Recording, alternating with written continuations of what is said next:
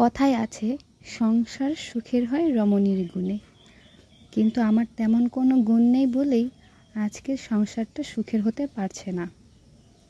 যাই হোক, আমি আমার কথা বলছি, সাথে আরও অনেকেই আছে যাদের প্রেম করে বিয়ে করেও সংসার ভেঙে যায়, দাম্পত্য জীবনে অনেক কলহ লাগে, হরহামেশাই দেখা যাচ্ছে যে বিচ্ছেদ হয়ে যাচ্ছে সবার। কেন জানেন?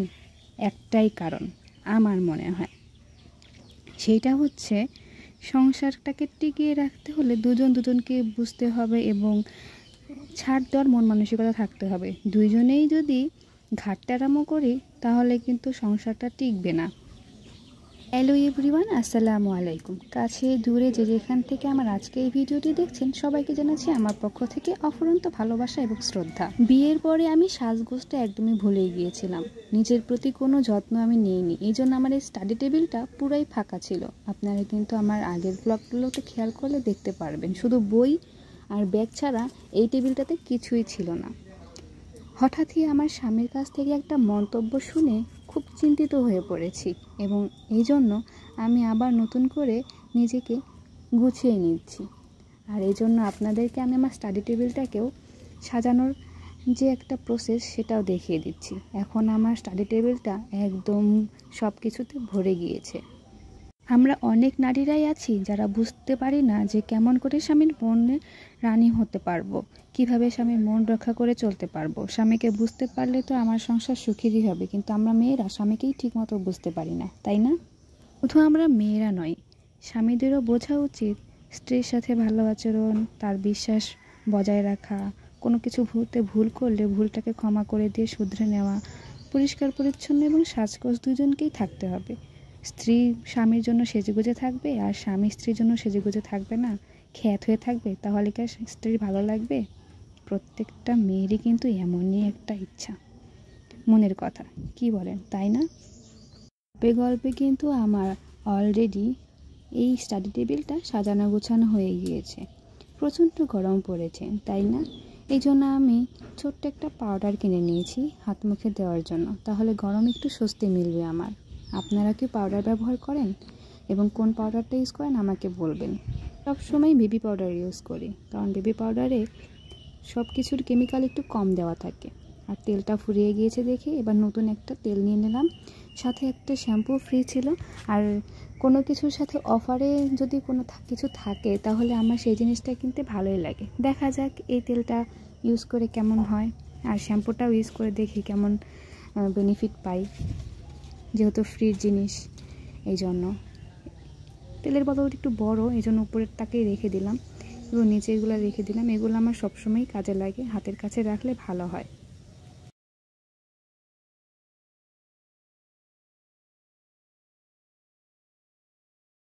এবার আসেন আমার স্ন্যাক্স খাওয়ার ছোট্ট একটা কৌটা আপনাদের সাথে শেয়ার করি। এটার মধ্যে আমি কী কী রেখেছি একটু দেখিয়ে দিই। এই যে দেখতে পাচ্ছেন, এটা হচ্ছে নারিকেলের একটা মটকা। এটা নারিকেল এবং গুড় দিয়ে তৈরি করা, শক্ত টাইপের, খুবই মজার খেতে হয়। প্রত্যেক হাটবারে আপনাদের ভাই আমার জন্য এটা নিয়ে আসে, খুবই মজা। আমি একটু একটু করে খাই। আর এই যে চিনি রেখে দিয়েছি, তিতা জিনিস খেলে আমার গলাটা খুবই খসখস করে, মিষ্টি খেলে একটু ভালো লাগে। আর এই যে বিস্কুটের প্যাকেট একটা, আর সামান্য কিছু মুড়ি। এই তো স্ন্যাক্সের কৌটাতে আমি এইগুলোই রেখে দিই, যখন একটু ক্ষুধা লাগে তখন এখান থেকেই আমি খাবারগুলো খেয়ে নিই।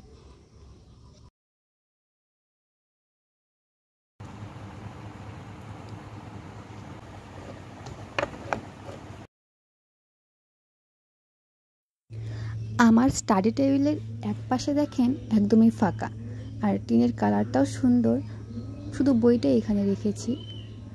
তো ভাবছি যে এইখানটাতে কি করলে একটু ভালো লাগবে, আপনারা একটু আমাকে সাজেস্ট করবেন তো। আমি নিজের বুদ্ধি করে একটুখানি আর্টিফিশিয়াল প্লান্ট দারাজ থেকে অর্ডার করেছিলাম। ভাবছিলাম দুই পাশে দুই কোণাতে দুইটা আর্টিফিশিয়াল প্লান্ট লাগালে কেমন হবে। তো ফ্লাওয়ারগুলো দেখতে এবং প্লান্টটা দেখতেও খুবই ভালো ছিল, এবং দুই পাশে দুই কোণাতে আমি দুইটা প্লান্ট লাগিয়ে দিয়েছি, বেশ ভালোই দেখা যাচ্ছে। এগুলো আমার ঘরে মাটি থাকে, তো মাটির ঘর ঝাড়টার দিলে বালু পড়ে, এই জন্য আমি এই ফুলগুলোকে পলিথিন দিয়ে মুড়িয়ে দেব। আর এটা তো দেখছেন, এটা আমরা ছোটোবেলায় না হাত দিয়ে টিপে ফুটাতাম, আর এখন নিজের স্ট্রেস কমানোর জন্য এগুলা ফুটাইতে ভালোই লাগে, কি বলেন?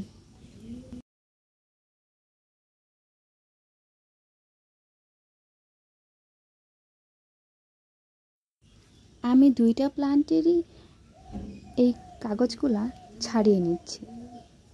দারাজদের প্যাকেজিং সিস্টেমটা খুবই ভালো, যাতে এই প্ল্যান্টের কাপটার ভেঙে না যায়, এই জন্য তারা খুবই যত্ন সহকারে চারদিক দিয়ে মুড়িয়ে প্যাকেট করে দিয়ে দিয়েছে। আর এই যে আরেকটা ফুল, এটাও অনেক সুন্দর, কিন্তু এটার থেকে আমার কাছে এই প্ল্যান্টটাই বেশি সুন্দর লাগছে। আপনাদের কাছে কোন প্ল্যান্টটা বেশি সুন্দর লাগছে আমাকে একটু জানাবেন তো।